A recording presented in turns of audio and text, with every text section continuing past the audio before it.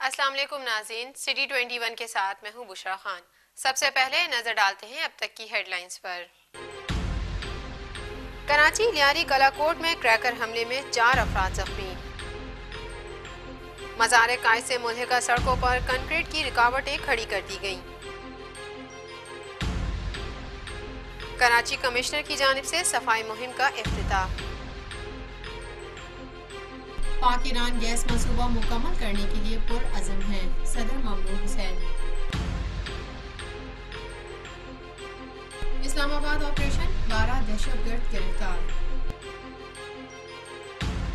الطاف حسین کا site factory میں لگنے والی آگ پر اظہار افسوس۔ پی آئی اے کی 2 پروازیں فنی خرابی کے باعث اڑان کے فوری بعد اتار لی گئیں۔ لیاقت آباد فردوس مارکیٹ کی رہائشی عمارت میں آتش زدگی۔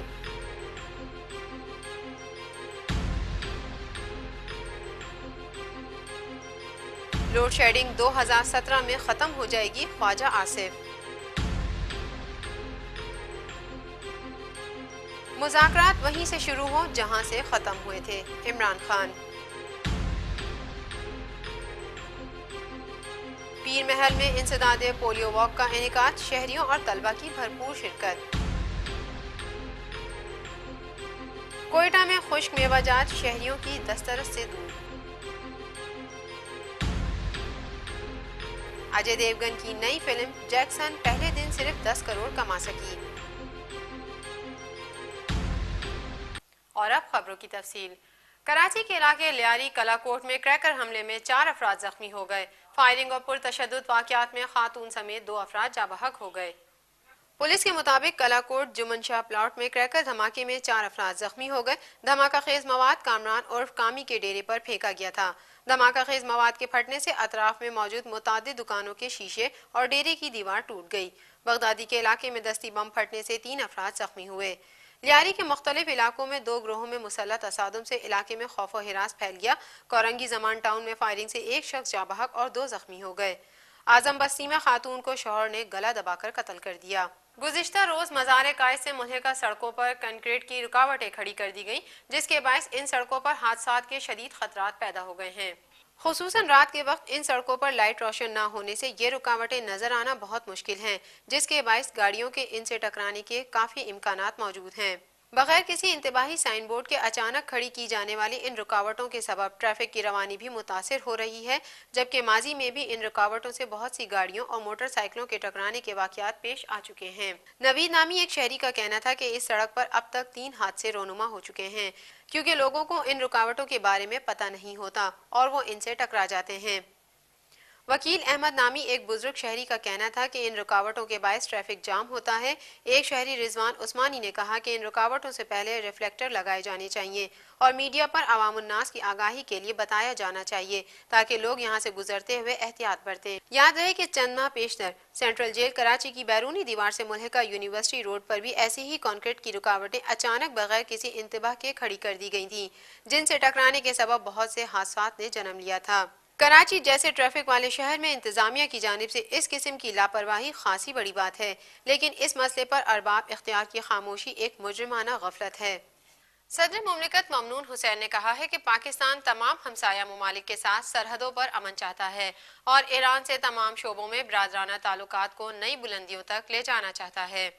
پاکستان کے دورے پر آئے ایرانی پارلیمنٹ کے اسپیکر علی ارد شیر سے ملاقات کے دوران صدر ممنون حسین کا کہنا تھا کہ پاک ایران گیس پائپ لائن منصوبے کو مکمل کرنے کے لیے پرعزم ہیں۔ بھارت کے ساتھ ساتھ معاملات تعمیری اور نتیجہ خیز مذاکرات کے ذریعے حل کرنے کا خواہاں ہے۔ کشمیر کا مسئلہ اقوام متحدہ کے قراردادوں کے مطابق حل ہو جائے تو اس سے امن کو فروغ ملے گا، خطہ ترقی کرے گا۔ افغان رہنماؤں سے حالیہ ملاقاتیں، خاص طور پر افغان صدر اشرف غنی سے ملاقات، بہت تعمیری رہیں۔ خوشی ہے کہ افغانستان کے ساتھ تعلقات کے نئے دور کا آغاز ہو رہا ہے۔ صدر مملکت نے کہا کہ پاکستان دنیا کے ہر ملک سے اچھے تعلقات چاہتا ہے، لیکن ہمسایہ اور مسلم ممالک سے تعلقات پاکستان کی خارجہ پالیسی کی بنیاد ہیں اور اس چیلنج سے نمٹنے کے لیے دونوں ممالک کو مل کر اقدام کرنا ہوں گے۔ ईरानी पार्लियामेंट के स्पीकर अली उर्शेर लारजानी ने कहा कि पाकिस्तान, ईरान, अफगानिस्तान, शाम और इराक के मसाइल आलमी ताकतों के पैदा करदा हैं। इनके तदराक के लिए दानिशमंदी से काम लेना होगा। ईरान पाकिस्तान के साथ अपने तिजारती हजम को बढ़ाना चाहता है। इस्लामाबाद के थाना शहजाद टाउन की हुदूद में किए जाने वाले ऑपरेशन में कानून नाफिज करने वाले इदारों ने 12 दहशतगर्दों को गिरफ्तार कर लिया है। इंटेलिजेंस जराये के मुताबिक शहजाद टाउन और कोराल के इलाकों में सर्च ऑपरेशन के बाद 12 अफराद को गिरफ्तार कर लिया है। गिरफ्तार होने वाले दहशतगर्दों में से 11 का ताल्लुक लोरालाई और एक का ताल्लुक बाजूर से है। गिरफ्तार होने वाले अफराद के पास से हैंड ग्रेनेड, डेटोनेटर, बारूद और इस्लामाबाद के नक्शे भी बरामद हुए हैं। फराज टाउन से गिरफ्तार होने वाला दहशतगर्द मुकम्मल खान बाजोड़ का रहने वाला है और मुबैना तौर पर उसका ताल्लुक अलकायदा और टीटीपी से बताया जा रहा है। तफसीलात के मुताबिक गिरफ्तार अफराद में एक अफगानी शामिल है। मुत्तहिदा कौमी मूवमेंट के कायद अल्ताफ हुसैन ने साइट के इलाके में फैक्ट्री में लगने वाली आग और इससे बड़े पैमाने पर होने वाले नुकसानात पर गहरे अफसोस का इजहार किया है। अपने बयान में अल्ताफ हुसैन ने कहा कि साइट की फैक्ट्री में लगने वाली आग को कई घंटे गुजर चुके हैं, लेकिन ताहाल इस आग पर काबू नहीं पाया जा सका। जनाब अल्ताफ हुसैन ने पाकिस्तान नेवी और दीगर अस्करी इदारों के हुकाम से अपील की कि वो अपने माहिरीन को हिदायत करें कि वो आग बुझाने के लिए मतलूबा जदीद साइंटिफिक आलात लेकर फौरी तौर पर आग से मुतासिरा फैक्ट्री पहुंचे, आग बुझाने के लिए अपनी खदमात पेश करें। अल्ताफ हुसैन ने सिंध के गवर्नर डॉक्टर इशरतुल इबाद और वजीर आला सिंध सैयद कायम अली शाह से कहा कि वो इस हवलनाक आग बुझाने के सिलसिले में की जाने वाली कार्रवाई की मुसलसल मॉनिटरिंग करें। पीआईए इंतजामिया की नाकिस कारकर्दगी की वजह से कौमी एयरलाइन को करोड़ों का नुकसान हो रहा है। गुज़िश्ता 12 घंटों के दौरान 2 परवाजें फनी खराबी के बायस उड़ान के फौरी बाद वापस उतार ली गईं। बाकमाल लोग लाजवाब सर्विस के नारे के बरक्स पाकिस्तान इंटरनेशनल एयरलाइंस की नाकिस कारकर्दगी से एक तरफ तो कौमी इदारों को करोड़ों रुपए का नुकसान हो रहा है, तो दूसरी जानिब सैकड़ों मुसाफिरों को परेशानी का सामना भी करना पड़ रहा है। कौमी एयरलाइन के तैयारों में फनी खराबी की वजह से परवाजें वापस उतारे जाने के वाकयात में इजाफा हो गया है। गुज़िश्ता 12 घंटों में 2 परवाजें take off. Commissioner Karachi Shoaib Ahmad Siddiqui ने बात आइलैंड के इलाके रेती लाइन में एक सफाई मुहिम का इफ्तिताह कर दिया।